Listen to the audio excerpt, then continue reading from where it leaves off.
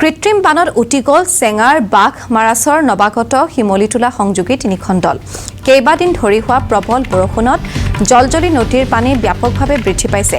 বাঘ মাৰাছৰৰ পৰা নৱাগত শিমলীটোলা বজাৰলৈ যোৱা পথত থকা তিনিখনকৈ দলং উটি যায়, ফলত ব্যাহত হৈ পৰিছে অঞ্চলটোৰ যাতায়াত ব্যৱস্থা।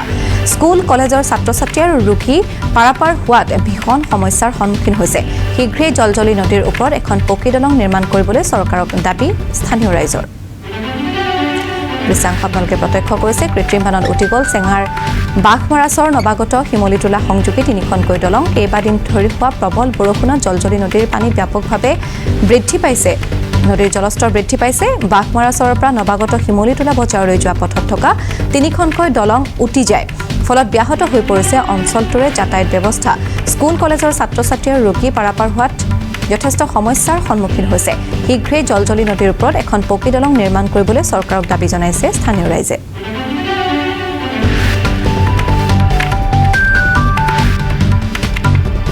হেঁচি ৰাখিছোঁ, ছিংগল মানুহগিলা যাতায়াতৰ ব্যৱস্থা কৰি দিছোঁ, তো যান বাহনৰ ব্যৱস্থাটো বন্ধ হৈছে। চাৰিচকীয়া বাহন, মালগাড়ীৰ বাহনটো, বাইক চাইক এইগিলা যাব নোৱাৰে। আমি নতুনকৈ খুলি দি আৰু ৰিপেয়াৰিং কৰিম বুলি আশা কৰিছোঁ। গতিকে জলপানীয়ে কি কৰে, আমি পাৰিম নে নোৱাৰিম। মানুহৰ অসুবিধা হৈছে, মানুহৰ বহুত অসুবিধা হৈছে। কালি নহ'লেও 5,000 মানুহৰ গেডাৰিং হৈছিল।